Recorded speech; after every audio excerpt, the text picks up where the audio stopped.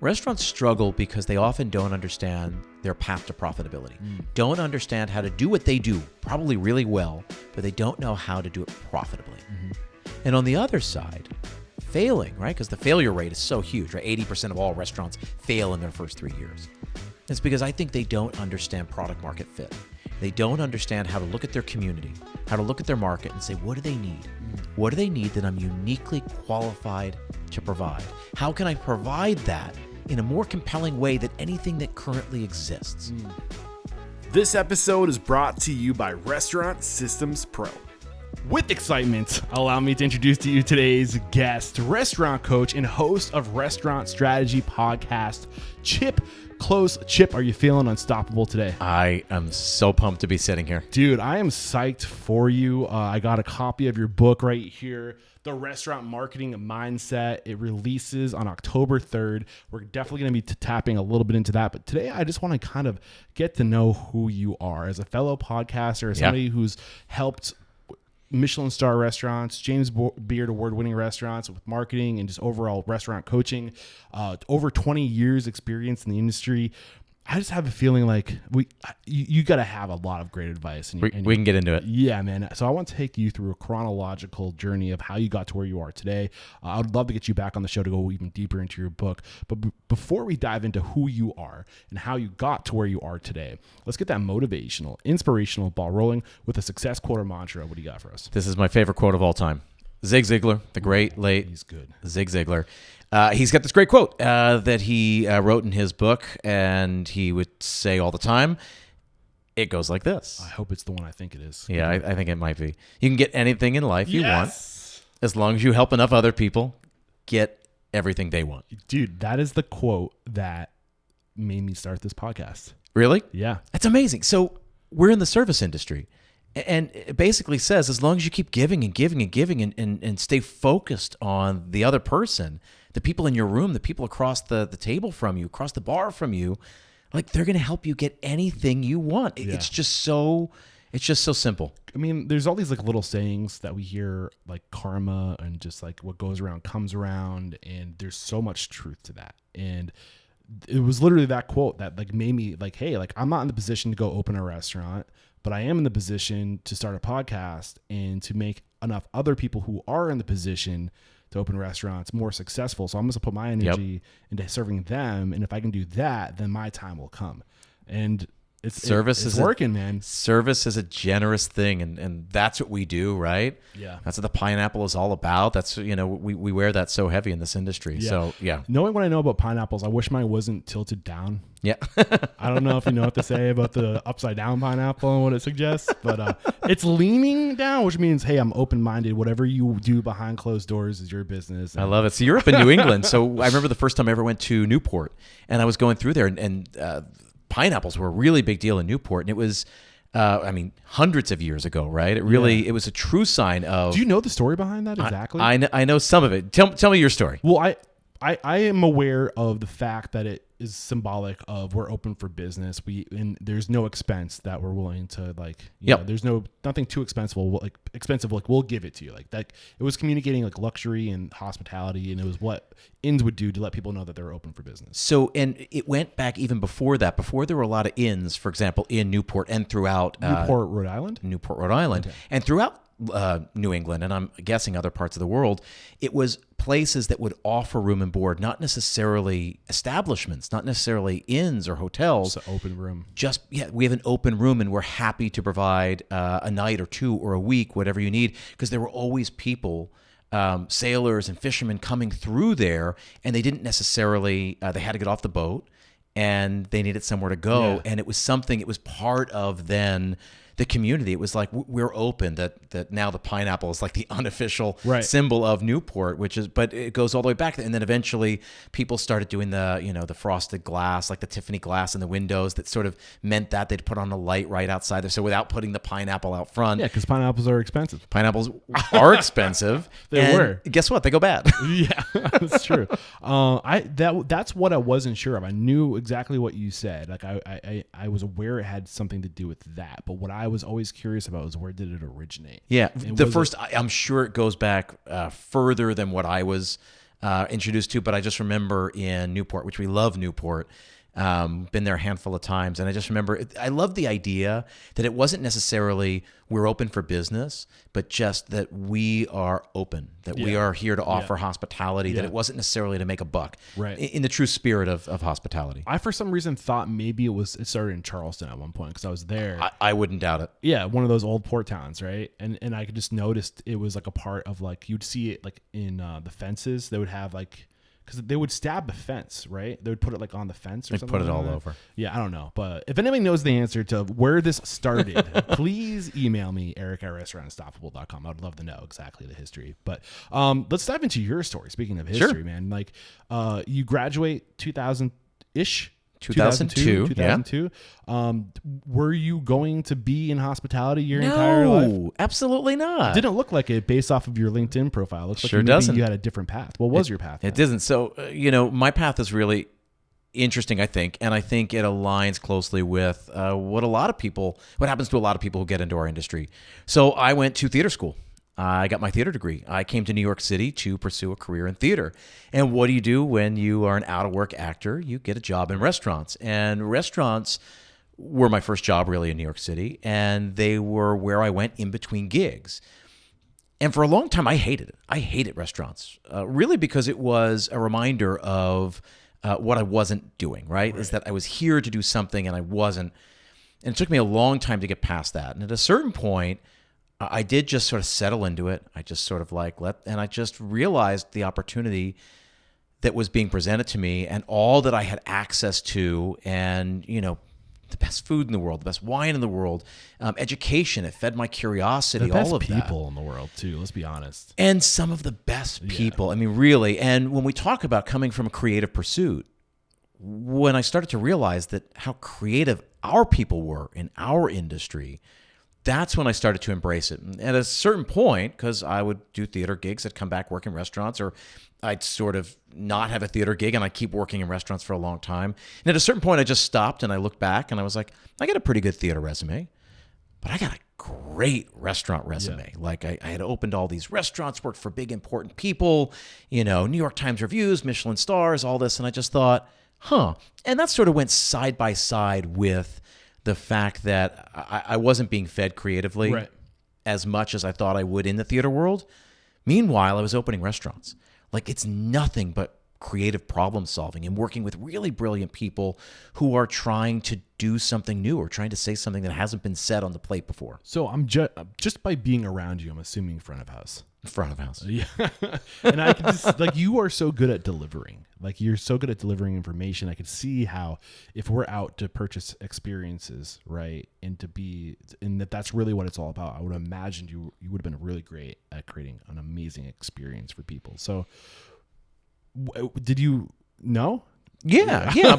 But that's not something that I think I excel at. I think that's something that a lot of those of us who really embrace this industry are really good at. And I think you say that, and I think of the other 40 people. We were sort of talking about this before we hit record, while you were setting up. Like, immediately, if there's anything I'm good at, it's only because I worked with 10 other people who were even better at it. Right. We're the average of those we surround ourselves with. That's what I hope. Yeah. So at what point? So you were working in restaurants, supporting your dream of becoming an actor. Sure. Right? Was it acting or yeah? So I started off as an actor, and then eventually, when I felt like that wasn't doing it, I went and I was working as a director and a choreographer, and then eventually a writer. For a little while, I was producing off Broadway. All of that, I was trying to find the thing that would, scratch the creativity itch, because I'm a creator. I'm an entrepreneur by nature, and that I realized over time, and that's eventually what the food industry, what restaurants ended up providing me with, an opportunity to do that. At what point did you shift away from your dream of theater to focus on restaurants? Yeah, it's a great question. So I guess in 2004, so I came to the city in 2002. 2004, I took my first management job. That was the first real departure. I wasn't really being fed, no pun intended, I wasn't really being fed by theater. So I was like, I'm going to do this. Yeah. I'm really good at it. And somebody gives me a chance, I'm going to go do it. It's hard to juggle a side hustle too when you're working 80 hours a week. It is, though I did. And that's right around the time. So the next year is when I stopped performing and really started producing. Producing, I could do here and there because you sort of do a project and then you do a project. And then, so I sort of kept them sidelined for a while. But meanwhile, I opened a restaurant in 04, in 04, in 05, in 06, in 07, in 08. I mean, all the way So up. when you say you opened restaurants, I went and worked with people who opened restaurants. I was part of the opening team. so how did you get from working as a front of house server to manager to restaurant opener? What was that evolution like? My first restaurant job in New York City was for a restaurant called Bluefin. It's still there. It's right in Times Square. It's at 47th and Broadway.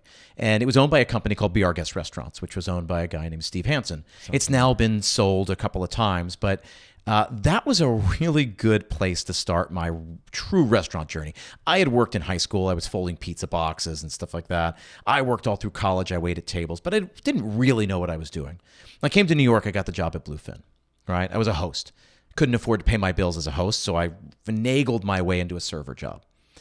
And I was there and they taught me so much. I talk a lot about that experience because he's a very difficult guy to work for. It was a very difficult company to work for. But ultimately, they taught me a ton. And I got the chance to go open Fiamma. Fiamma was Chef Michael White's restaurant. Fiamma was in Soho, and he was opening an outpost in Scottsdale. There was a hotel they were opening. I got the opportunity to go out to Scottsdale for, I don't know, we were out there for 7 weeks, 8 weeks, something like that. And I got to go open that restaurant. So I saw it from the ground up. That's where I learned to open restaurants. So I guess that was in 2003, 2004. Okay. That was really the first 20 years time. ago. 20 years ago. It's been a while I've been at this. That's wild, man. Yeah. What was your evolution like in the early days? Like reflecting back at that time, the blank slate you were versus the slate you are today. Like what were the biggest lessons you were learning during this time? So one of the things that company did really well is they took totally green servers who came right off the bus and actually gave them a base of knowledge that I have taken with me to every single restaurant. For example, when you got a job there, I got a job as a server at Bluefin. There's a week-long training, right? Which is what most restaurants do, a week-long training. But then there were 90 days of sort of further development. You basically took a class Monday, Wednesday, Friday. It was an hour long. And it was, I'll say, food, wine, and spirits. So an hour every single week. So basically took 12 food classes, 12 spirits classes, 12 wine classes over the course of your first 3 months there, right? And it's the last thing I wanted to do because I just wanted some free time. Right. But you had to come in even if it was your day off, Monday, Wednesday, Friday. And it was almost like getting a punch ticket. Like you had a punch that you did these classes. And I hated it. And what I realized along the way is they're cooking me food. The restaurant's spending money. Right. It's digging against their cost of goods to make sure that I get to taste everything, try everything, learn something. I'd never tasted an oyster before, a raw clam. I'd never tasted caviar before. I'd never had a lot of this stuff. And that restaurant was a seafood restaurant, so there's seafood, there was raw bar, Right. there was sushi, there was caviar. I learned a ton. And then I'd go to the spirits classes. I didn't know brown spirits. I didn't know the difference between Scotch and bourbon and some of the other American whiskeys that were going on and Irish whiskey. Man, I got to learn because I did a Right. whole class Yeah. about that. A whole class about tequila. I went and did wine. I learned about, the different expressions of the Chardonnay grape. So you see California. You see Oregon, right? You see Burgundy. You see Australia. Right. You learn over the course of 8 weeks, right? 90 days.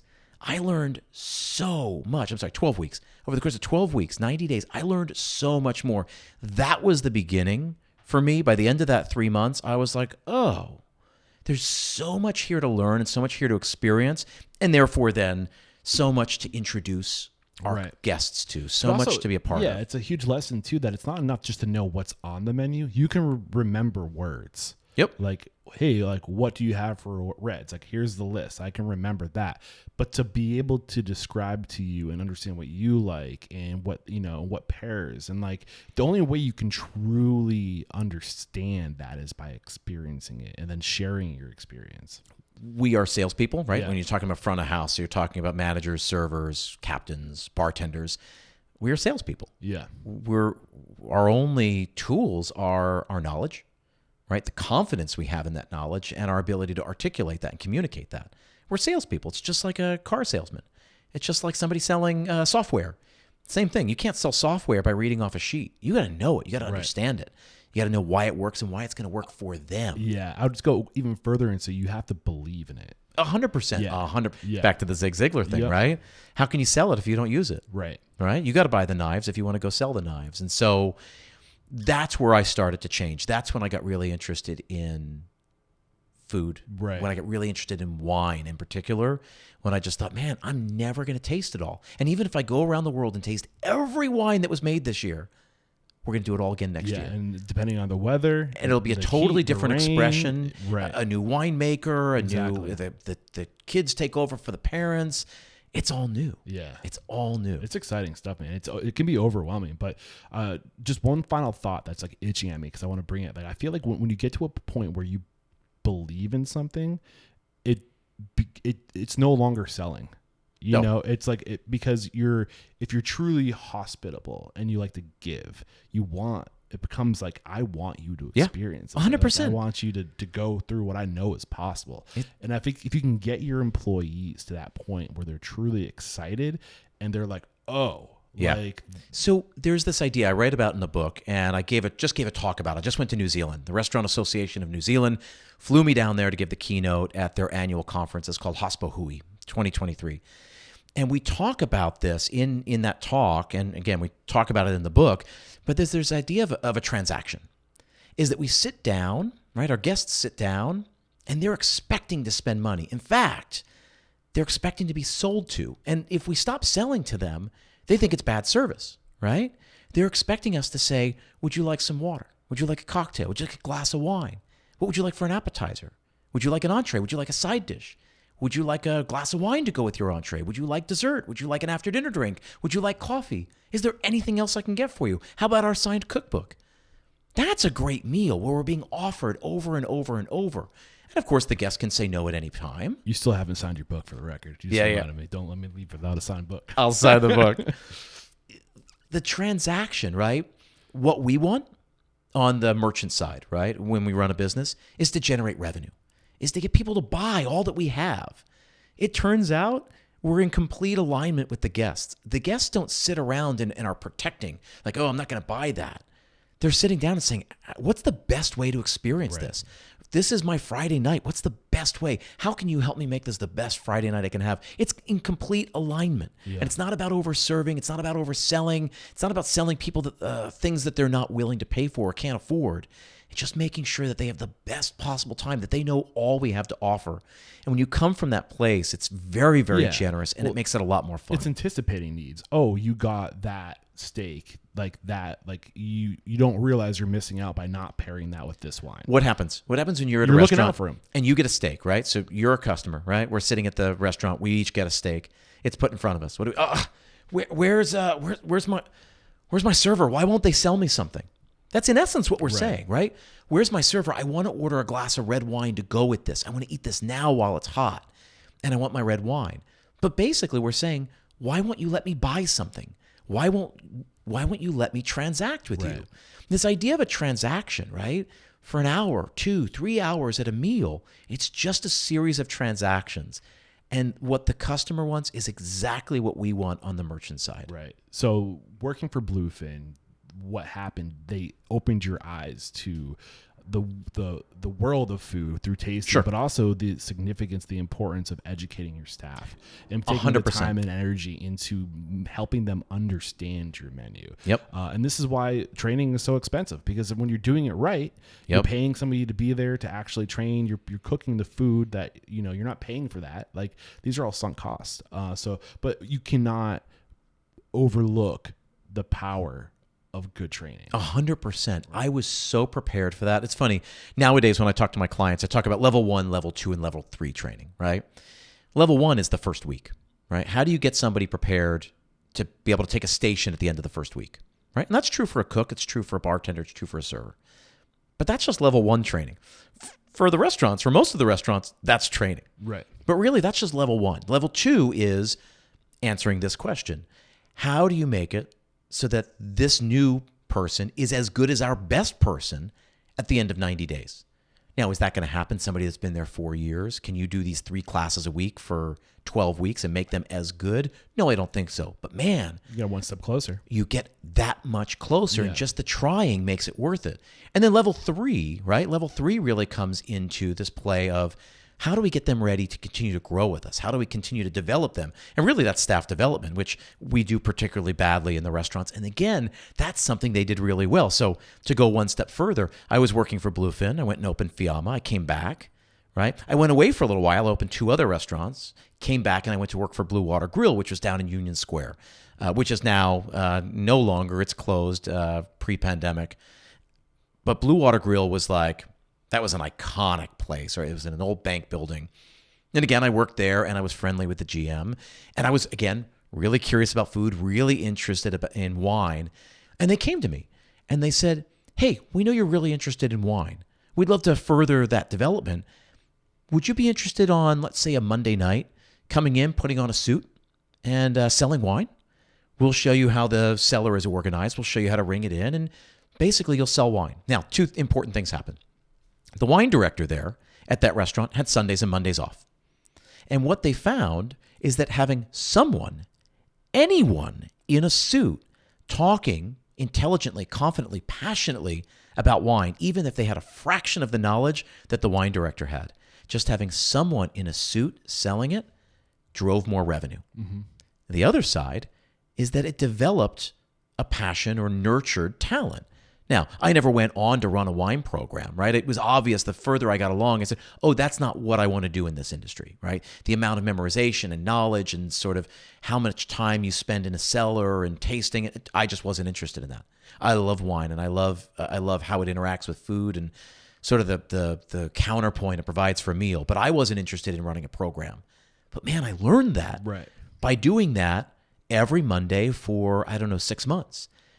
It cost them nothing. They paid me, a couple $100. It was basically shift pay. Yeah. And what they realized is that, hey, we sell about $2,500 worth of wine. But if we put somebody in a suit and have them running, we sell about $5,000 worth of wine. Right. So somebody was better than nobody. Right. And 2 birds with 1 stone, they also helped develop talent. You don't need a wealth of knowledge to have excitement. Sure. And I think excitement at the end of the day is really what's selling, because the person receiving that wants to be just as excited as you. 100%. And as long as that excitement is real, that's what's going to transfer. And you got to know enough so that you can listen to what somebody's looking for and know where to take them on the list, right? You've got to. But I would guess that most people in my position back in, let's say 2006, 2007, people in my position knew more than the majority of the guests. And so you're just helping them. It's a generous thing. So it's another example. So when we talk about that training and you talk about this is level 3 or 2. That's the level 3. Okay. How you develop that. And so I was not the only one who was offered that. There were other people who actually did say, oh my God, I do want to be doing this. And they did go down that path. Yeah. So if level 1 is just drinking from the fire hose, getting the information That's right. in, level 2 is that first 90 days. Okay. How do you get them to be as good as your best person? Got it. And then 3 is creating opportunity and really like helping them almost self-actualize. That's and right. Grow. That's a great way of thinking about it, right? How do we continue to develop them? How do we let them feed their curiosity and figure out which way they want? I figured out that's not what I wanted to do. I loved the opportunity. I learned a ton. I had fun. It was a win-win all the way around. But at the end of it, I learned, no, I'm not going to go run a beverage program. That's not the direction I want to go. But that just helped me define what I was interested in doing. Got it. So on that vein of helping you define what you were interested in doing, what was your continuation, your evolution in the restaurant industry? So during that time, I also went with Be Our Guest. I went and opened 2 other restaurants that they ran. What's the year now? Just help me figure out. I guess this is around 2006, 7. Okay, got it. They opened a restaurant called Barca 18, which was a collaboration. It was a Spanish restaurant, a collaboration between that company and, of all people, Eric Repair. That was a cool project to be a part of. Ill-fated, but a cool project to be a part of.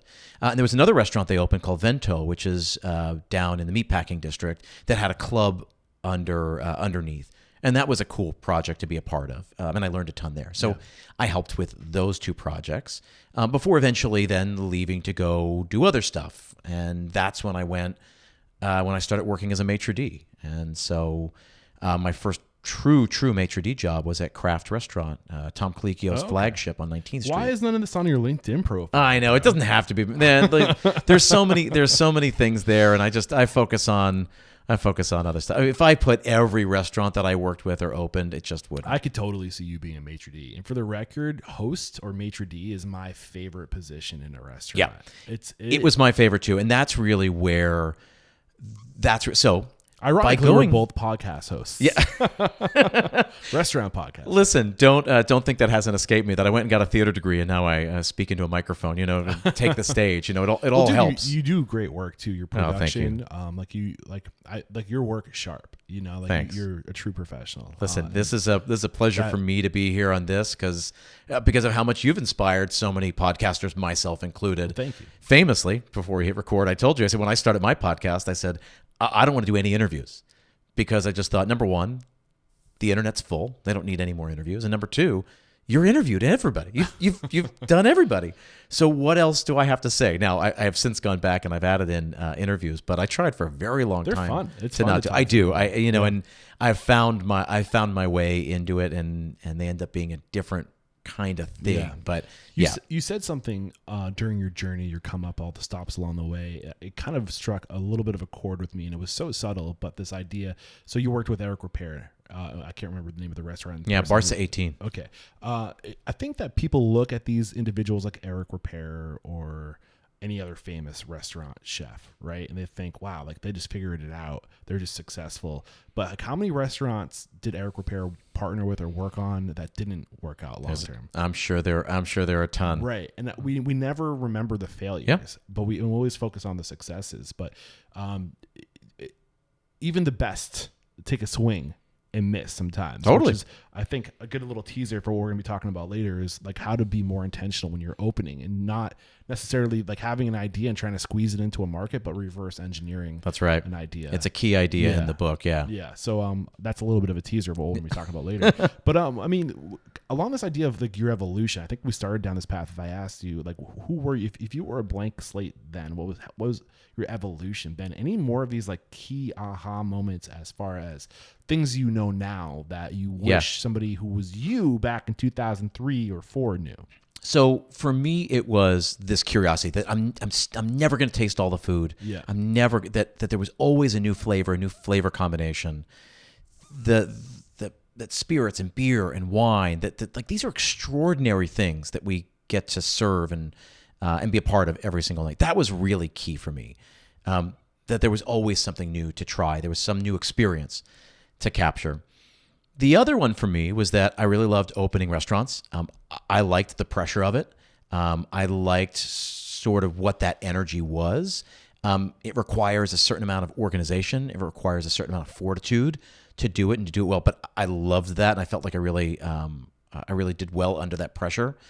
I was also really good at teaching, I felt. So I was really good at sort of training people and getting people ready for it, which is very much what I do now in my coaching program, right? So I work with owners and operators all over the world. And so it's just an extension of that. If there's anything I've learned, I feel like it's my responsibility to pass it along because there's no reason to hoard the knowledge, right? Like I figured it out because I just happened to work with somebody who was really good at teaching it to me. Well, I was honestly afraid to start my podcast. And I don't know if you've got this feeling too, but I was afraid that because people are so traditionally conservative with their information in the industry, I felt that way at one point where like you weren't supposed to bring trade information to other restaurants. Like if you could get your hand on an operations manual and then bring it to another restaurant, that was gold 20 years ago, and I was afraid that if I started asking these successful restaurateurs, like, what are your secrets? They'd be like, scram, kid. Yeah. Like, why? Like, who do you think? I'm not going to tell you what I've learned. Yeah.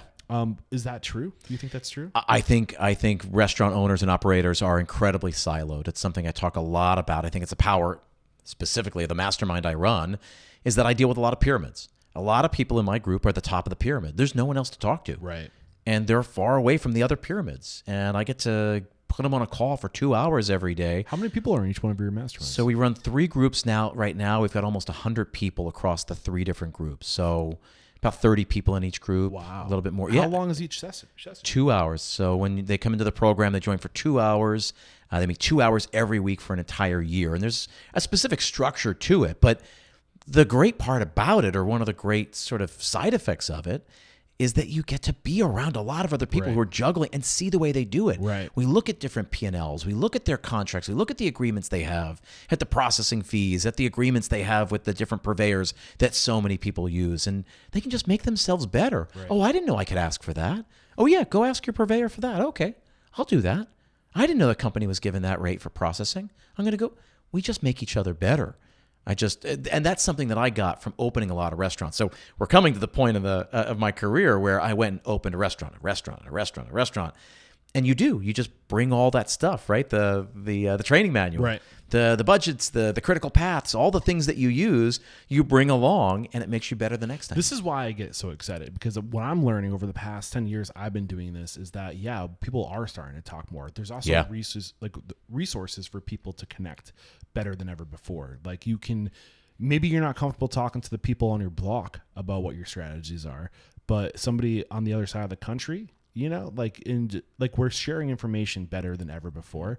And I think that the restaurant industry is transforming. I think it absolutely is. And it was the thing that really convinced me to do the mastermind. Yeah. When somebody said to me, you're being selfish. You're just not seeing the value that you provide people, right? You are connected to a lot of owners and operators through the podcast.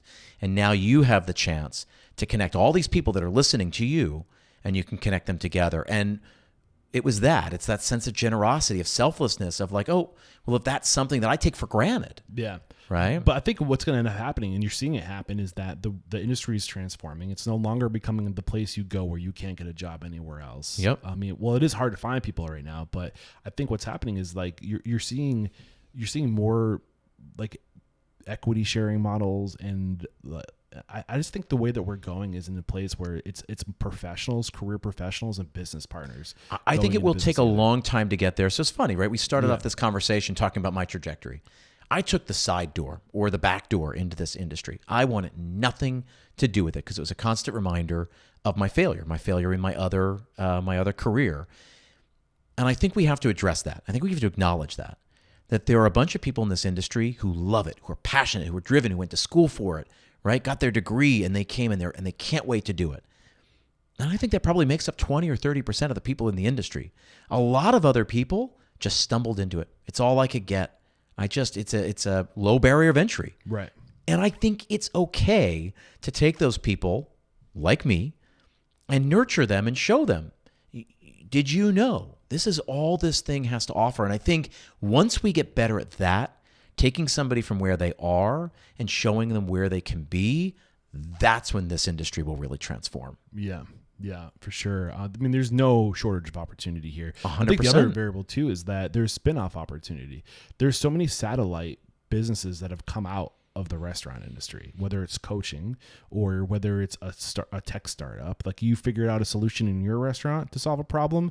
Well, I can turn this into a product, Yeah. And the cool thing about the world we live in is that there's we're breaking through walls every week. It feels like, where there is a barrier that whether that be, I don't know, an example is like AI, right? Like, AI lets us do so much. So, like, what kind of new opportunities that can unlock in the restaurant industry 100%. where somebody hasn't tapped into that yet? Yep. Like, there's just constantly these barriers we're breaking down, and they're universal, as far as the industries that are affected by those barriers that are being broken down. Yeah. So there's so much opportunity that comes out. Just think about everything there is to do in a restaurant, right? You can bus, you could be a runner, you can serve, you can be a bartender, you can manage. You can be a cook, you can be a dishwasher, you can be a chef, you can be an accountant, right? You can work in a PR company. You can work in a marketing agency that works with restaurants. And then, like you said, you start spinning out and seeing all these satellites, right? You can go coach, you can go consult, you can go sell software, right? You can go create software, you can go create a solution that somebody needs, right? And you can grow the food, you can import the food, export the food, distribute the food, help prep there's so many different things to do. Yeah. And like, again, you pointed this out in the book that the restaurant industry is so unique that it's hard for people who specialize in those verticals to translate what they know to the industry, because it's so foreign for so many other people. Yep. So if you come through the industry and you discover these verticals, you speak that special language. Yep. So you kind of, like, I just think, like, to your point, that this industry, the opportunity is here. When people figure that out, the room for transformation is so great. And I'll say this because it's part of my mission statement, that if we transform the industry, we will transform the world. 100%. I talk people. all about this with my clients. We do this exercise as mission, vision, and values, right? Which you can go on any big corporate Fortune 500 company and you can find some BS word salad on their website. But if you think about your mission, like, what do I hope to accomplish, right? There's a restaurant I work with down in South Carolina called Smoked. Smoked, their mission is to become the best restaurant in Colombia. That's it. So that's their North Star. That helps define where they source food, who they hire to be the chef, how they put their beverage program together and all that. They strive to be the best restaurant in Colombia.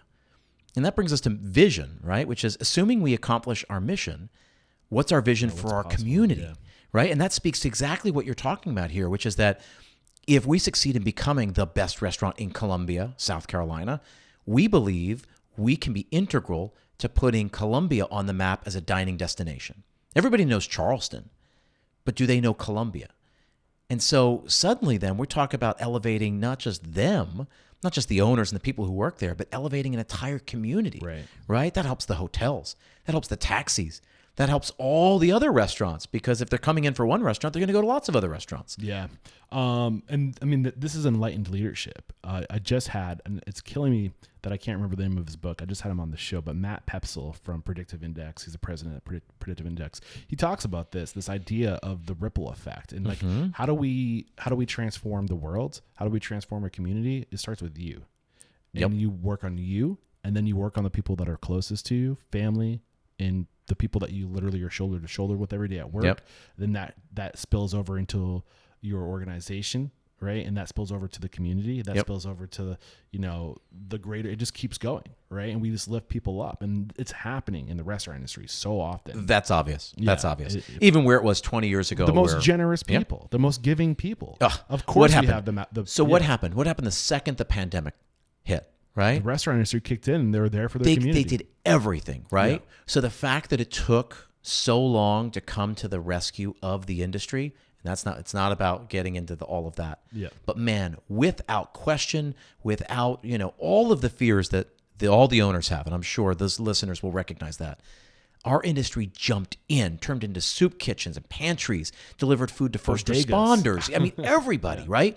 Jumped in, right? That's amazing. It is. Given, right? So you think of what it was in March 2020, April, May, right? What those first 3 months were, and then how difficult their next 18 months were, right? They ran into the fire as an industry. We all ran into the fire without even thinking twice about it. Like, that's incredible. Like, that's profoundly moving. I think now is a good time to take a break to thank our sponsors, and we'll be right back to continue discussing whatever we happen to discuss. Who knows where we'll end up. We have to interrupt today's video to let you know that right now Restaurant Systems Pro is offering a no strings attached 60-day trial that will help you improve your systems, increase your profit, and find better work-life balance. All you have to do is click the link below. All right, we are back, and I mean, what do you want to talk about? I mean, I feel like we still haven't really kind of gone through your career where we left off. Let's keep going. It gets interesting. Yeah, we just keep going down these rabbit holes. I had a feeling we would, as two people who are, just so passionate about the industry and just talk. But you were a maitre d'. That was your first role. So were you a partner in the business? Were you hired? It was just the maitre d'. Got it. Just hired to be the maitre d' to run the front door. 2007? It was 2007. I went to go work at Kraft Restaurant. I worked there for about a year and a half, 2 years, something like that. Have you had Tom on the show yet? I haven't, no. He's a hard one to nail down. He is a hard one to nail down. It was a really great experience there, a very difficult experience, and sort of trying in other ways that we won't get into. But it was ultimately really good because there's things that they did really right there. And more than that, selfishly, I can say that's really where I fell in love with running the front door, because I then did that over and over and over the next several years. Running the front door? Running the front door. I really fell in love with that being the first point of contact, taking responsibility for filling a book, right? That's where revenue begins, making sure that your reservation book is full with the right people, making sure that people were recognized, right? So all of that. So I went and worked there. I went and opened Dovetail, John Frazier's restaurant on the Upper West Side, which is now no more, but John's gone on to really sort of big deal stuff. I went to open Bedford Post up in Westchester, New York, for of all people, Richard Gere. Maitre d' in all these opportunities? I was. Okay. So I was the maitre d' at Kraft. I was the maitre d' at Dovetail. I was the maitre d' and the AGM up at Bedford Post. Came down and opened a place called what was it called? Table 8. It's called Table 8 right in the Cooper Square Hotel, which is now an Andre Balazs hotel.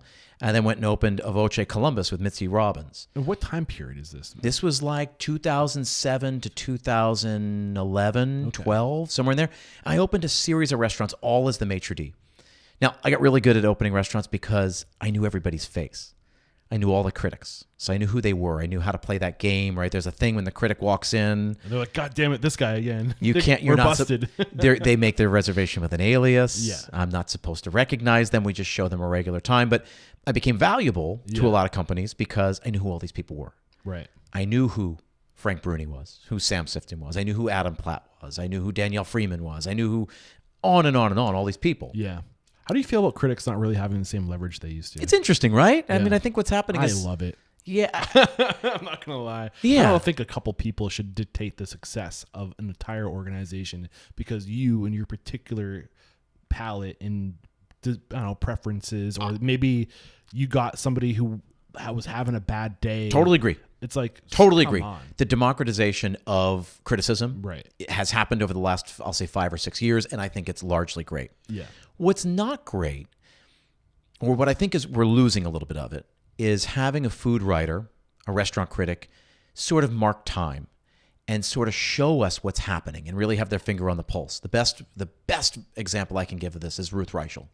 So Ruth Reichel was the New York Times food critic for many, many years. And you go back and read her reviews when she was in the chief critic desk, and she just had the finger on the pulse for what was happening, right? And then she was there over like late 80s and 90s. And there was so much incredible stuff that was going on in the city as dining was really changing, right? So Gotham Bar and Grill opens in 1984. Union Square Cafe opens in 84. Gramercy Tavern opens in 94. There's all this important stuff that's happening right before and after that, right? All these chefs that are coming up, and how Alice Waters and what was happening in California was really making its way to New York. You had Michaels come in that time, and you had Jonathan Waxman. He's got his restaurant Jams. That becomes a big deal, right? Like when you see what happens and they're able to mark time and really show us how we're supposed to feel about it. And I think things happen incredible in our industry at every step of the way. Every 5-year span is important. Every 10-year span is important. But having a really great critic there to show us, like, look what's happening. Yeah. This is happening. This is worth paying attention to. That has been lost the last several years, and I think that's a shame. Yeah, I hear that. I mean, it's weird. It's like a double-edged sword because at the same time, they almost pigeonhole the industry and saying this is what good is. But sure.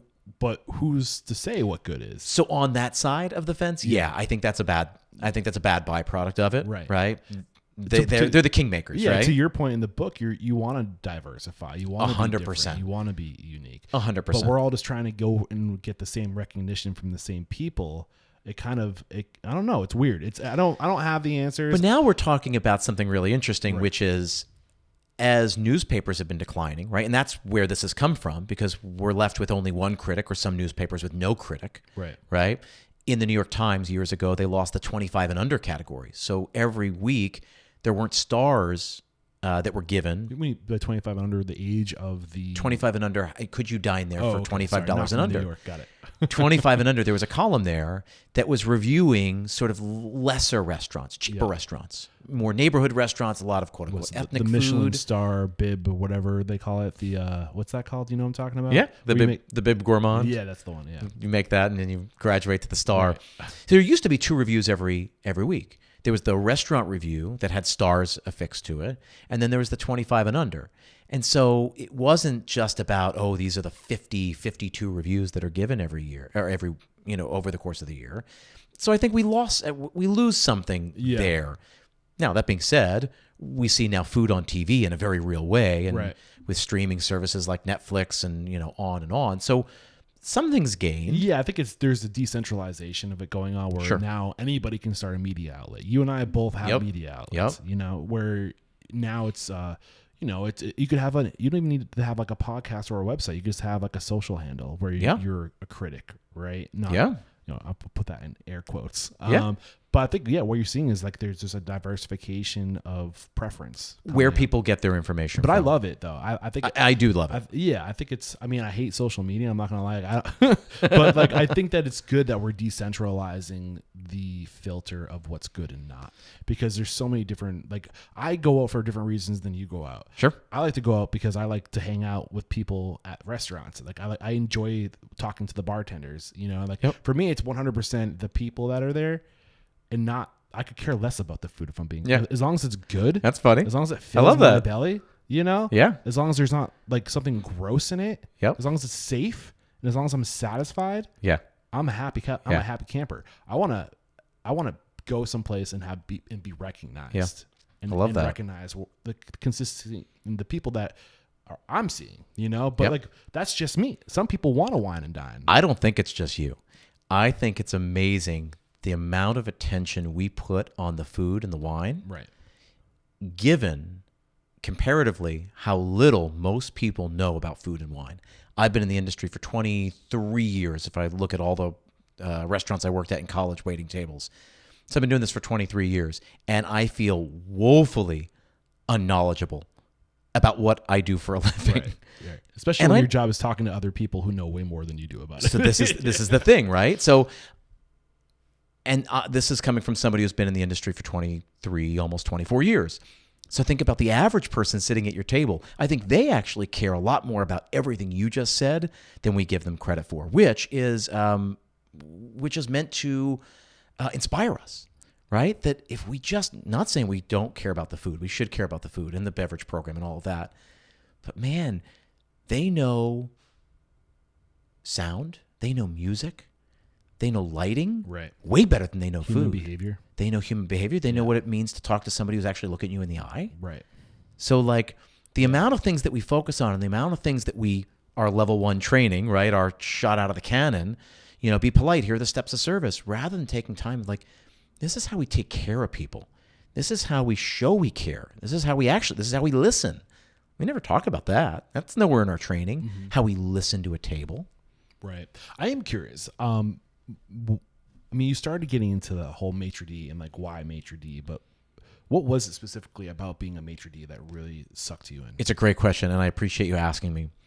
Number one, I think a restaurant needs to make money to succeed, and I think someone should be responsible. Which someone should be responsible for filling the seats. Yeah, I like that about it.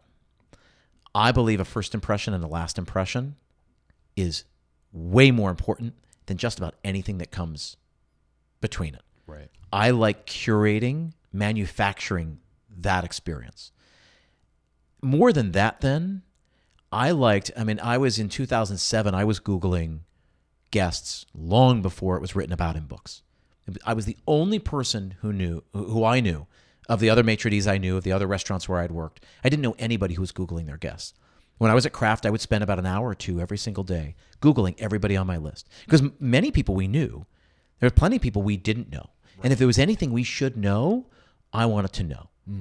Because it just gets us to know, number one, it shows we care, because we do. If somebody was coming into your house, wouldn't you want to know something about them? It was, Who was the stranger coming into That's my house? right. Let's learn more about them, and let's see if we can make this better for them. Yeah. Right? How much time would you give on each guest? To Google them? Yeah. You can find a pretty substantial amount of information in just about 5 or 10 minutes. Yeah. I would spend about an hour and a half to 2 hours every day doing it. I felt it was important, and I pretty much did that every job after that. I liked doing that. I liked taking the time to get to know who was going to come in and figuring out, what are we going to do? Where are we going to put them? Right. What can we do for them? How can we make this as great as possible? Right. Right? What can we do that is totally unexpected, that they would be blown away if we just paid attention to this little detail that could totally pivot the entire experience? You're going to look up somebody and you're going to find out, oh, they're the CFO at such and such company. Right. Okay. So they're really high up. They're a really big deal there. So when they come in with their six top, I'm going to know right away, are they entertaining clients or are they here with friends? Right? And if they're entertaining clients, that's a certain kind of experience. Because if the CFO goes out of their way to dine with clients, that's a big, big deal. Right. Or that tells me something about what that meal needs to be, right? Where they need to go, how we need to treat them. Likewise, if they come in and I see them, and you can tell right away, you see their mood. Right. Oh, they're here with friends. That tells me something else. This guy who works as hard as they do, doing this very hard thing at a very high level with a lot of pressure, man, they need this even more, right? Like, it just tells me something about how to engage with them and how to make their night better. Do you have a story or a memory of how you just taking this little extra time to do some digging to become familiar with your guests just blew your guest away?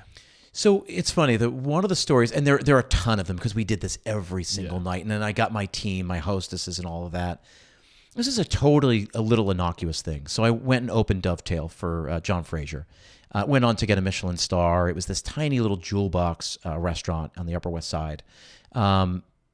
Very challenging. I was very proud of what we were able to do. But I was Googling one night, and there was a woman on the books, and I looked her up, and she's a ballerina with the New York City Ballet. And I was like, well, the New York City Ballet is in session tonight. Like, why is she eating dinner? And I did a little research, and I found out she had just been injured. She just blew out her ACL. Oh, man. Her entire career, her entire season is out, maybe her career. And it turns out that she had just gotten engaged, right? So, man, what a bittersweet week. Right. She had just gotten engaged, and her season, maybe her career is done. And she walked in, and the first thing I did, I said, for the life of me, I mean, it's now been 15, 16 years, and I'll say her name is Kristen. I said, are you Kristen? She said, how do you know? I had looked up her picture. I'd seen what she looked like. I said, you're with City Ballet, aren't you? And she said, oh, yeah. I said, I grew up dancing at the Rock down in Philadelphia. So the Rock School was the big ballet school down in Philadelphia, and I got to know Francis and Andy Vayette. Andy Vayette is one of the big principals for the company. I said, so ballet runs through my veins. It was in my previous life, and I had danced with Andy Vayette. She said, oh, I love Andy, right? Because Andy is one of the big principals. Yeah. And I said, I just, I saw it. I heard about the injury. And she sort of, a little cloud came over, and I said, and I'm sure it's a really weird week, but I also think you're celebrating something this week. And she brightened right back up, right? And I said, we're going to make tonight really special. Like, I'm sure this is a really weird week. That somebody sat there and looked her in the eye and said, I think this is a really weird week for you. Yeah, and her fiance was right there. Yeah. And her fiance was just like blown away. That like somebody had taken the time, like on the one level, maybe a little creepy that some guy went so deep there. Yeah. Now, does every maitre d' have a ballet background? No, but I happen to. Right. And I knew a lot of the people. I knew her repertoire. I learned that because that was in my performing arts career before. And so I knew that, and I could see her and just meet her where she was on this particular week, right? And she was like, wow. I said, come on back. I gave her the best table in the house. We started them with a complimentary champagne. We sent her little chocolates at the end. It was like, but really what we did is I just said, hey, I see you at the beginning. Mm-hmm. And like, man. That's all we want to be, really, above security. So looking at Maslow's hierarchy. That's needs, right. Above your food and shelter, security. Do you see me? That's it. That is how important it is. Wise people say, right? We just want to feel important. Right. Our job in the industry is to make people feel important because guess what? They are. They are important for our survival as a business. We need them. They're important to us. We literally need each other to survive. We literally need each other. Pack animals. It's so easy. All we have to do is be seen, right? And that's all the things we talk about, all the steps of service, all the marketing tactics and the software and all that. It should all help us do this thing better. And if I'm really honest, I feel like that's something we've gotten away from. And what I'm feeling in the last 18 months, I'll say, is this move towards technology has forced a lot of people to say, okay, technology, but how can we be more human? And if we can use the technology to actually be more hospitable, then we will win. Yeah. How did it make you feel when you saw that she felt seen? That's it. That's the whole thing we do. That's the pineapple on the front stoop. Either you're in this industry and you want nothing to do with it. You hate it. It's a reminder of your failure in other ways, and etc. Or you embrace that what we do is extraordinary. Not everyone can do it, and not everyone can do it well. And so if you've got the opportunity to do it, this is from my dad. If you're going to do it, you might as well do it well. Yeah. Right? And I think everyone has the threshold to do it well if they want. Yeah. And I think there's a special feeling we get for being seen for seeing, if that makes sense. Yeah. You know, like having someone recognize that we took the time to see and appreciate, and to have that reciprocation in that moment. I think that's the magic. You know, that's what keeps us sucked in. You know what's so funny is that I spend more time thinking about the hospitality that I was a part of on the receiving end. I spend a lot more time thinking about that than I do thinking about the hospitality that I've given. Right. Because by focusing on what I had happened to me or how I felt, by nature, it's just going to make me better at it. When you ask me, oh, is there something, can you give an example? The first 6 examples I thought of were when it was done to me.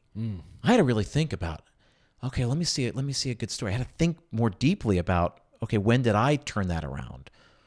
And I think when we actually get really great hospitality, I think it's rare and extraordinary. But I mean, I think that's the magic of hospitality is that when we see others, I see you right now, and as a result of me seeing you, making eye contact, you see me, and I think that like it seems it's funny to talk about, but I think that's the magic. That's what people get sucked into, is being seen for seeing. And it sounds weird to say that. You did say something, and this is going to be a total rabbit hole. I'm willing to go down it though. As we're moving, I can't remember exactly what you said, but the evolution of how we exist on this planet, less literally being seen, and now being seen is translated into like a a heart. Oh, you saw me. Yep. And how we're kind of diluting the quality of relationships. And I'm curious, where do you think we're headed in that terms of like, as the digital world continues to evolve and certain things come out of the digital world? The word I keep coming back to is this idea of intentionality, right? I think it's forcing us to be more intentional, right? How many times do you sit at dinner and you say to your dining partner, like, let's put our phones away, right? Or there's an understanding, right? Honestly, yeah, I forget my phone in the car half the time. Perfect. But now there's this thing, right, where they say you can go on Amazon, right? Yeah. There's a basket, there's a little lockbox, Right. there's a something. Hey, at the dinner table, we don't do that. We're having conversations about this, right? We're being intentional, right? We, meaning human beings, are being intentional about how they engage with their phones. I think what it does really ultimately is going to put in greater stark relief what we do, right? Now that we can travel anywhere in the world via Instagram or TikTok and see beautiful places, it doesn't replace the thing. It just makes us want to go be a part of it even more. Yeah, I see. It's a way to promote something or to generate that feeling of FOMO, right? Like you see other people doing it, you want me to, right? I was curious. I wonder if there's going to be a mass exodus sometimes, and I'm so hopeful that this is the case. That we're starting to learn more about the human element, the human variable, what makes us tick. What do we have to do to be happy? Mm-hmm. And the answer to that being happy is right in front of us. Being around people, and taking the time to be present with people and seeing people and to feel like you belong to something, right? The internet, to a degree, provides that. These digital communities and stuff, there's value there. There's definitely you host your masterminds, right? Perfect example of the power of the internet and how it can be so transformative. What happens when we can no longer decipher between what is real and what is not, what is human and what is automated, an algorithm, that's getting harder, right? An AI generated piece of content. That's getting harder. Where it's getting to the point where somebody could create a video podcast of me with me having nothing to do with it. Oh, somebody just sent me a version of my podcast that was not me. They just scanned 200 plus episodes of my podcast and they wrote a script that I never said. Voice, they used my voice and my likeness. Yeah. And they said, just so you know, this is what's coming. But I think Wild. That's good. Honestly, you want to know why I think that's good? Because I think at the end of the day, the only way to escape it is to get the fuck off of it. Pardon my language. And I think that we don't realize what damage we're doing to ourselves. And I think that only time will tell. Just like it takes 10 years of eating a really shitty diet for you to get fat. And yeah, I think you're right. I think you're right. It goes back to your question, Yeah. right? Do I think there will be a mass exodus? I think there will hope be. so, man. What I know about People human think nature, I'm crazy though, for thinking this. Like, it won't be never change. I'm like, it won't be wait. The pendulum swings, my friend. but it's because people are thinking, oh, we're going to run away from, right? We're not going to run away from it. We're going to run to something else. People are selfish. And when they realize what's in it for them to not be on the platform, Sure. do you think people prefer to eat kale over cheeseburgers? No, I don't think so. I don't think so. I fucking miss cheeseburgers, man. They eat kale because it's what's in it for me. I want to feel good. Yeah, yeah. I want to look Yeah. good. I want to be seen, yeah. you know? Yep. And once you start to realize that you will feel better if you I'm more go- cynical than you are, and I think I don't sound think cynical thinking this. I don't think Maybe that I'm people optimistic. will do that. I don't think it's the broccoli analogy, right? Like, I think people do it because it's good for them. Nobody eats broccoli Or because it's good for them. psychographics. What do people think of me when they see me eating this kale? Sure. But there's too many psychographics embedded with being on there. I think the key, in my opinion, is we'll get off these destructive platforms when there's something else that we should be doing instead. And I think it's up to the next generation of sort of builders, engineers to say, what's the next thing? What does it look Gen like? Xers, man. Yeah. Was it Gen X? Not Gen It's X. Gen Z. Sorry, I don't know what Gen Z. That was years ago. Gen X is retiring. Yeah. Gen Z. Yeah. Anyway, I was curious. I had to ask, but we're bouncing all over the place, man. I'm really enjoying the conversation. I can't believe we're already an hour in. I might have to go pause and take this meeting and come back and finish the interview with you because I'm really enjoying the time. We haven't even gotten into some of the stuff we're hoping to talk about today. But I think, when did you transition from working in the industry to working with the industry? Yeah, it's a great question. Man, you're asking really good questions. It was 8 years ago, give or take. I always say that because my son just turned 8. Yeah. That wasn't an accident. Like I started my business about 8 years ago. I didn't want to do the long hours and the late nights and the weekends and the holidays and all of that. My first Thanksgiving dinner with my family was in 2020 during the pandemic. It's the first time I ever had Thanksgiving because Thanksgiving in restaurants, at least in New York City, is all hands on deck. It's a big revenue day. And I knew as my son was going to be born that I wanted to be around for dinners at night. I wanted to be there for soccer and swimming on the weekends. And I wanted to be there for Thanksgiving and Christmas Eve and things like that. So I made a deliberate decision to get out of the operations side of things. It was around the same time that I was getting really into marketing. And I've always been an amateur photographer. I started shooting when I was in high school. I sort of did it off and on for years and years after that. And what I started noticing was that as Instagram, it's apropos that we're making this Great jump. skill to have. As Instagram became more popular, right? As Facebook became more popular, it became obvious that restaurants needed a steady stream of content, right? A steady stream of high quality content on a consistent basis. And I was like, well, I can do that. I know restaurants, I know food, I know what they need, and I know photography. I know how to work with light, so I can do it. And so at the time, I said, I wonder if I can replace my income. The income I'm making managing restaurants, I wonder if I could replace that income and just go work with restaurants and help them. Because at least at the time, 2014, 15, they didn't have a strong social media presence. I don't think anybody really knew what it was or that they should be doing it or they could be doing it for relatively little. So I started doing that. I basically said, I'm going to start my own agency. I didn't say that. That's just what ended up happening. I said, I'm going to start my own agency and do social media marketing for restaurants. I'm learning a lot about it. I became, again, really interested in marketing.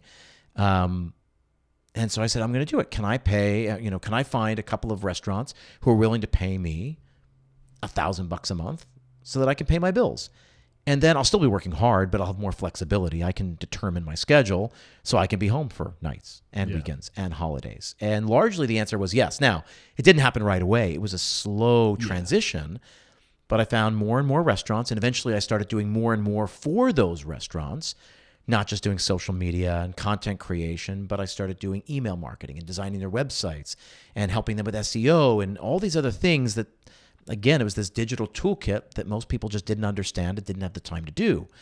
So I did that on and on and on, and I basically started consulting with restaurants that way, and that took me all the way up to the pandemic, and then it all came crashing, right? So now people who really needed me more than ever couldn't keep me. They couldn't afford to keep me, and I wasn't allowed to leave my house. And so over the course of that pandemic, I went and worked, I found another job as a marketing director for a fitness company, of all things. And I did all their marketing for a while.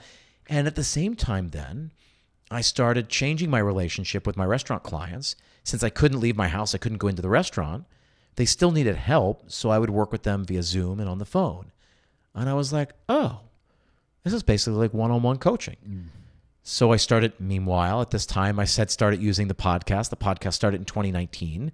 That was a labor of love in the beginning. I didn't know where it would lead. I just knew that as I was doing more and more I was having the same conversations. That's the with Restaurant restaurants. Strategy podcast, for the record. If you guys haven't yet, on your player of choice, go subscribe. Let's help Chip out. Yeah, I appreciate it. But Restaurant Strategy started as a way of giving a foundation of knowledge to the industry, because I found I was having the same conversations, and that's largely was the impetus. That was the framework for the book, what became the Restaurant Marketing Mindset, the book that comes out on October 3rd. I was having the same conversations over and over, and I just thought, if I'm having the same conversations with sort of big deal restaurateurs here in New York City, I bet you there are all kinds of operators and owners who could stand to hear this. So this stuff all was sort of happening at the same time. The show started a year before the pandemic, the podcast, and everything, the rug got pulled out from me when the when the pandemic hit. So I started coaching. That coaching, right? The transition from consulting to coaching was very quick because it had to be. And then over the course of the last, let's say 3 years now, it's been a move from one-on-one coaching to this one-to-many model. And ultimately it came down to, whoa, how can I make money, support my family? How can I do work I care about? And how can I make the biggest impact possible for the kind of clients I really want to work with, which is largely now where I'm at. And it's funny because I always say, I did all these important things, opened all these big restaurants, Michelin stars, James Beard Awards. I opened a Relais and Chateau property for Richard Gere, did big stuff. And now this is the most gratifying work I've ever done, because I'm working with independent operators all over the country, really all over the world. Because we got people in Canada, UK, New Zealand. It's huge. The podcast is in something like 65 countries right now. I get emails from people in Japan. Yeah. And it's just like, what are you doing listening to me? It's wild, right? It's It wild. is crazy. And now that the Restaurant Strategy podcast has become the foundation for so much of what I do, and I couldn't have realized that I'm back psyched then. for you, man. Congratulations. I love what you're doing. It's really, I've only listened to some of a couple of your episodes, and we had this conversation before I was like, and I think I've said this before on the show, I don't like listening to other restaurant podcasters because I don't like I want to just do what feels right. It's funny. It's funny. So I feel the same way. I listened to you a lot in the beginning, and then I sort of dude, I will stopped. drive myself crazy comparing myself to others. I just want to be in my bubble. And just be Eric Cacciatore. And so far it's worked pretty well. I would say so. And the little bit of research I did to kind of just get a clue of who, who's my competition, right? And two, just to kind of understand your energy and stuff like that. It's really well done. It's at the end of the day, and it's something. In other words, I got some fucking competition. Here's the best part. In the book, we talk about this, right? There's a relationship between competition and collaboration. Right. Right? There's a reason why restaurants all go to the same block, why car dealerships all go to the same stretch of a road, Yes. why gas stations go to the same intersection. There is collaboration. There's a benefit to having competitors, right? I go down to that block, right? I go down to the Village because there are a lot of restaurants there. Right. I don't know where I'm going to go eat, but I'll eat somewhere. Right. We all help each other because there are a lot of restaurants around the Village, right? And I think when people start learning from you, it just stretches them to say, well, man, I'm learning so much from this guy. What else should I be listening to? Right. And at the end of the day, no two people or two organizations are exactly the same. Agreed. And I mean, just lean into your greatest hits, lean into your greatest strengths. And you will, I think just leaning into your strengths and whatever you do best will be enough to diversify you, you know, and then you'll also won't resent having to do stuff that you don't like to do because it's what you have to do to stay alive. You know, I think it's true. So, I mean, you will go further together too. That's the other lesson. 100%. I could choose to hate you because you started a podcast in the restaurant space, or I could say, you know, I can't stand marketing stuff half the time because it just makes my blood boil. But I recognize the significance of it. I know it's not like you need marketing, and Chip knows marketing a lot better than I do. Might as well have an ally. It's anybody who's making who's making their career, right, their life in this industry. They don't listen to one podcast a week and then close the door. Like they live, eat, breathe it. They're always trying to get better. And so, but that is universal. That mindset's universal. Agreed. Go further together. Agreed. And in my experience, going to different communities. So should I say it out loud? Chip, I am so close to getting an RV. I am like ready to get out of my apartment. I'm just waiting for my credit score to get over 700, dude. And I'm pulling the fucking trigger because I just want to go and like embed myself in a community and talk to people and say, who should I talk to? Who should I talk to? But what happens is you don't just get to see the industry on a micro in this one business, like what's happening under this one roof, but then you get to see what's happening in their restaurant group. I love that you said that. And then you get to see what's happening in the community. That's right. And then you get to see that, holy shit, weird how all the leaders in this community are friends. And this executive chef might be like, you might not be able to go toe to toe with his cooking skills, but there's some other restaurant in that community that they have a director of beverage who's amazing. And weird, they end up becoming partners because they know their lane and they go further together. Yep. You know, and like, it's this mentality of just like, hey, we're tribal. If you do that, you get an RV and go into there, man, that's like a season. You could spend a year in a market. Right. You could spend a month in a market and getting to know, slow burn. Just getting to know these are the restaurants in this town, and then getting to understand the town and the people. I feel so, I mean, it's an idea in the book, is that this idea that we are there to serve a market. We're there to serve a group of people or a kind of person that needs something. Right. You know, and we lose sight of that. But yeah, man, if you do that, that's what's not being done. Talk about that. Yeah. I'm aware, man. And honestly, I think that's what I would like to do because I love chaos. I am not an organized person. Just throw me into the mix, you know? I think that's why I love the restaurant industry so much as a maitre d'. That dining room every night, you can try to control it, but there's sure something that's going to go wrong in that industry, a fire you have to, or in that room, that dining floor that you have to put out. It's the Danny Meyer thing, right? Setting the table. Everyone's trying to move the salt shaker off center. Right, exactly. Dude, I think we have to take another break to thank our sponsors because we only got like 15 minutes left together. I might have to come back real soon so we can dive deeper into your book. But I think what we're going to do is take a break to thank our sponsors, and we'll be back to talk about, we're going to give you a little taste of the restaurant marketing mindset. I'm holding it. If you're watching the video, it's right here.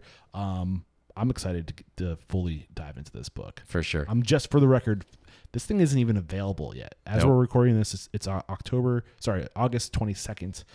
Is that why I said, no, I said the 11th earlier. Yeah, it's August, and that thing comes out in October. October 3rd. So I feel very privileged to have this book in my hands. We'll be right back.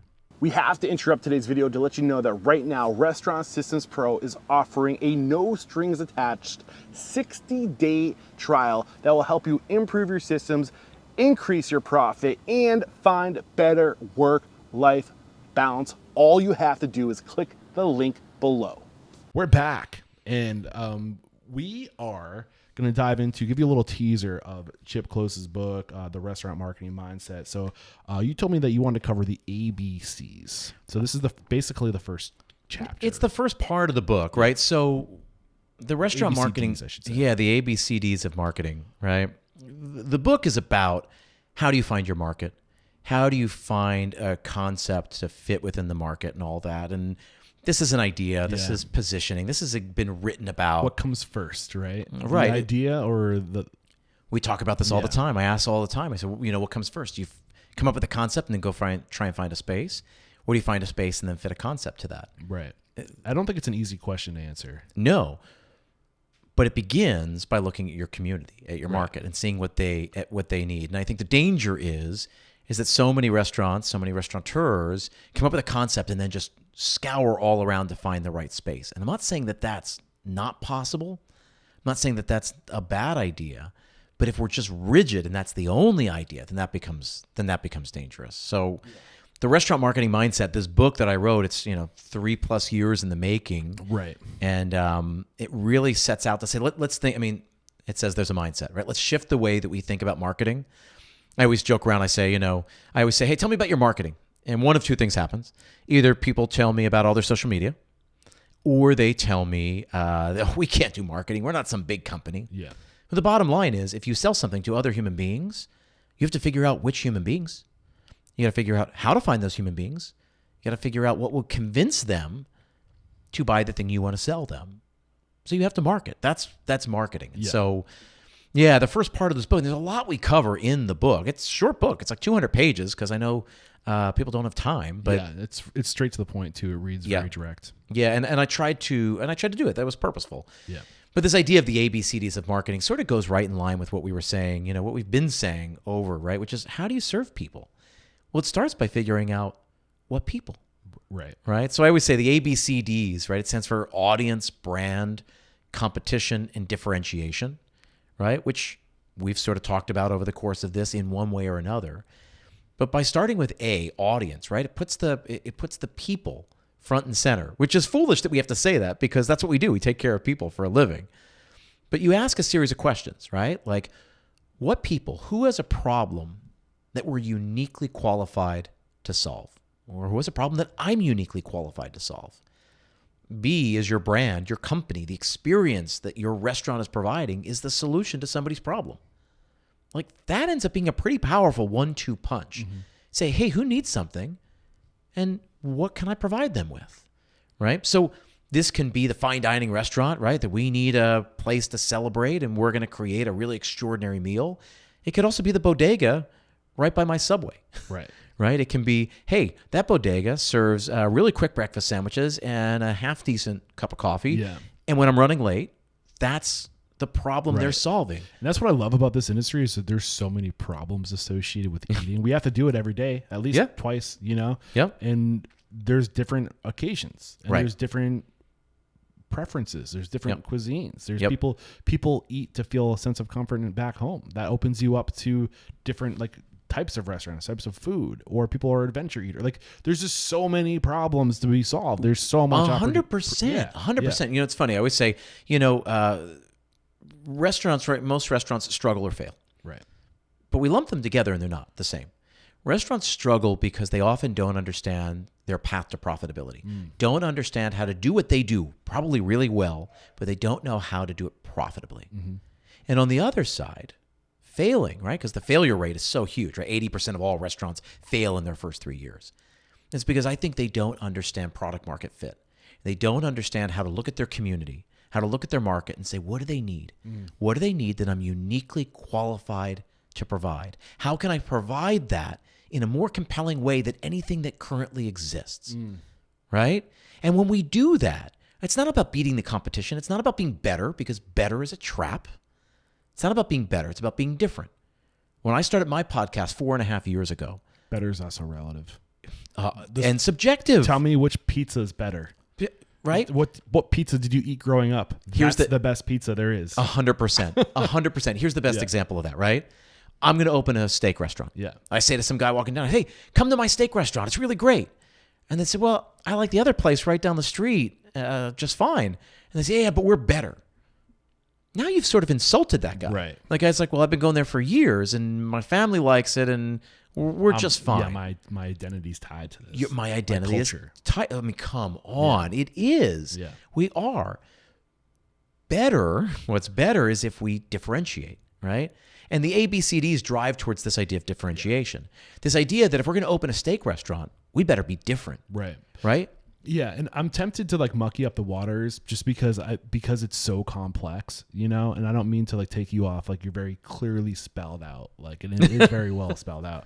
But so I started my podcast just to get answers and to find the answer. What is the best way to do anything in the restaurant industry? Yep. And the more I started diving, the more I started to realize that holy shit, it all depends. Yeah. Because the question earlier, do I start with the idea? Or do I and then find a market, or what comes first, right? How many people start a restaurant and they know exactly the restaurant that they want to open, and they've wanted to open it since they were a kid? 100%. It's their dream. You try to tell me to tell that person to go flush all those ideas in your dream down the toilet because your market doesn't want that. And that's what we need to do. Right. Or where does your market exist? There you go. And how bad do you want it? Because you might have to go find your people. There's two ways to market, right? Right. Either we create a product and we go try to find customers. Yeah. Or we find customers, potential customers that need something, Right. and we just create a product for them. Guess what? The very best companies, not just restaurants, the very best companies, products in the world do the latter. Right. The restaurant industry struggles and often fails because we do the former. I don't disagree with you for the record. Yeah. I'm just saying that there's to be successful in this industry, you need to have a certain desire. You need to be able to be willing to show up, right? Sure. So like, I feel like there's a certain level of selfishness that is involved, because at the end of the day, you're the one that's going to have to be there 80 hours a week. Sure. So you have to have something inside of you that's being fed. But there's so many different reasons why people get into the restaurant industry. Some people want to franchise and make millions of dollars. Other people want to cook that one thing, Sure. and they want to be there every day. So there also is no correct answer to what the right There is. isn't. What the book suggests, and what I feel really passionately about, is that we should broaden. We should take off the blinders and broaden, right? And really, we should think of this in terms of solving problems. Right. Because that's what we do so well anyway. Right. We are generous people. We are there. And if we do that from the beginning, from the beginning, the earliest germ, we change everything. So this ABCD framework, where how we begin the book, says A is audience. Find somebody who needs something that you're uniquely qualified to provide. B, go provide it. Your restaurant, the experience, the whatever, right? C is competition. You say you figure out who's trying to solve the same problem you are, right? You can answer that in a bunch of different ways, but that idea, right, of, who are my competitors? Well, when you think of it in terms of who's trying to solve the same problem, it changes. It shifts it. It's a more human way of asking the question. And then that leads to D, right? When we have competitors, it gives us a category, right? When we're going out for a drink after work, right? We're not looking for a little salad shop. We're not looking for a diner. We're not looking for a fancy restaurant. We're looking for a bar. So we're in a category. We're suddenly not going to the Sweet Green or the Dig or any of those lunch places. We're not going to the bodegas. We're going to somewhere specific. So we got a short list, right? A category is helpful. So once you've got competitors, you're in a category. Yeah. So either, hey, other high-end sushi restaurants in this town, or restaurants on this block, or restaurants in this neighborhood, or nice restaurants, right? You're in a bunch of different categories depending what people are looking for, what kind of problem they have. So if you find people who have a problem, you craft a solution, you figure out who else is trying to craft a solution to that problem, and then you differentiate. And this goes back to that thing, right? You differentiate yourself. You differentiate yourself by looking at what already exists and saying, great, how can I be different? How can I separate myself? Because ultimately, and I don't use a lot of these like academic marketing terms, right? I went back to school, I got my MBA, I learned all this crap so that we don't have to talk about it. But this idea... We even mentioned that during the come up. No, we didn't. To give you that nod of you went back to school. I did. Yeah, I got my MBA. So in business school, they talk about this idea of value proposition. Value proposition is just a fancy textbook way of saying what makes a consumer choose one thing over another. What's in it for them? Right? What are the benefits? Why would I choose this? Yeah. Why would I choose this over that? Because it makes me look cooler. Because it's cheaper. Yeah. Because there's a bunch, and in the book we talk about talk about demographics, how you look for your people. Right. So you can say, hey, by gender, by age, by race, by income, all of that. Yeah. And we look at psychographics. What do they believe in? What do they fear? What do they aspire to? I think psychographics is way underplayed. I totally agree. I think 90% of the reason why people go to a specific restaurant is because they want to be seen there and they want people to know what their values are, which is why it's so important as a restaurant to be very forward about what your values are. I couldn't agree more. Because people need to be able to identify with you. I agree. The other ones that we talk about when we try to identify the who in the equation, right? And that's what we're talking about. The demographics, the psychographics. I always talk about geography. What's their relationship to the restaurant, right? Do they have to cross a bridge? Right? Do they have to cross a bridge?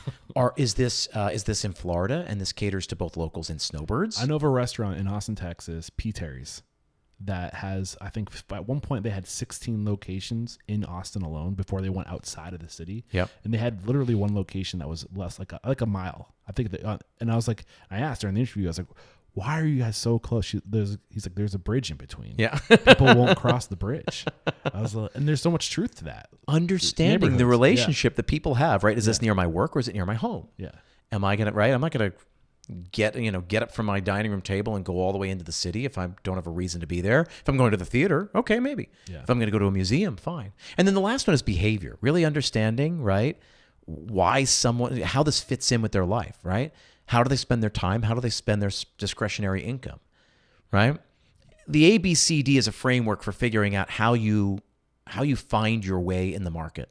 Again, A, audience, who's got a problem? B, brand, you are the solution. C, who else is trying to solve the same problem? And D, differentiation. How do you separate yourself from your competitors? And I always say in the book, I joke around, I say A, B, C, D leads to E, and E stands for everything. Every choice you make communicates something to a prospective diner. So everything matters. Right. To your point, right? Your It's values, your filter. right? It's all of that. Yeah, and that's why we have core values and a mission and a vision, because when you write these things down and you say this is who we are, this is what we do, this is our target market, it gives you intention. It gives you a filter. And every decision you have to make, you get to throw it through that filter. And if it takes you off of who you say you are and who you serve, what your brand is and who your target market is, and is this within our wheelhouse of the things that we're best at, then don't do it. Right. It's the restaurant in South Carolina, the one that aspires. Our mission is to be the best restaurant in Columbia, South Carolina. That's a real statement that filters out so much. Right. It just tells you what sort of products you source, what sort of beers you bring in, how you train your servers and all of that. That's a very specific filter. Right. And that will help you be better. So that's where the book starts. Right. Because I think it's like the foundation for marketing. So if we talk either about like, oh, I don't do marketing because I can't afford to. Right. Or the other side is that, let me tell you about my social media. Social media is not marketing, right? Social media is a tool available to the marketer. But marketing really begins by understanding where our market is, meaning who could we sell to, meaning who has a problem.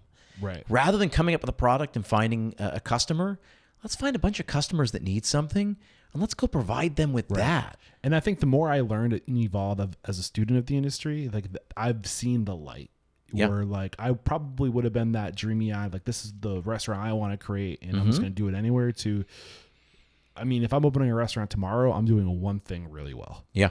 I'm putting all my energy into serving one problem or solving one problem for a specific target market. 100%. And I'm going to own the shit out of it. And if everybody does that and does it really well, we'll all succeed. Yeah. And this is that thing, right? Like a rising tide lifts all ships. There's the relationship between competition and collaboration. And the book goes from there and really helps you drill down and understand four walls, what I call internal marketing, right? How do you market inside? How do you market outside? And how do you put it all together and be intentional about what you do? It doesn't have to be a mystery and an enigma. It doesn't have to be expensive. You can do it, and you can do it really well. And it was written for all the independent operators out there that I've talked to and I coach with and serve on my podcast, and it's really an extension of that. Yeah, we have to wrap it up, man. I've really been enjoying this conversation. I feel like this is going to be the first of many conversations with you. But before we say goodbye, let me ask you this: who do you respect and admire and believe would make a great guest mentor like you made for us today? This is really what I'm trying to become my North Star as far as how I get around is who am I to decide? I got to think about it, because who do I want to send you to next? There's a guy, Brett Census. He is the owner, is managing partner of Gotham, New York. He's been a mentor of mine for many, many years, and I think he's a really good dude, and I think he thinks really deeply about our industry and has really great ideas. I would love to get him on the show. You should. And how can we connect with you? If we really enjoyed listening to you talk today, we want to maybe check out your podcast, get your book, The Marketing Mindset. And this will not be the last time we connect. Yeah. I think we're going to be going deeper into this book the next time. We should. It's the best way you can find the podcast, Restaurant Strategy Podcast, anywhere you find your podcast, and go to the website if you want to learn more about the book, therestaurantmarketingmindset.com. Beautiful. Chip, There is no questioning, my man. You are unstoppable. Thanks for the time today. Thanks, buddy. Cheers.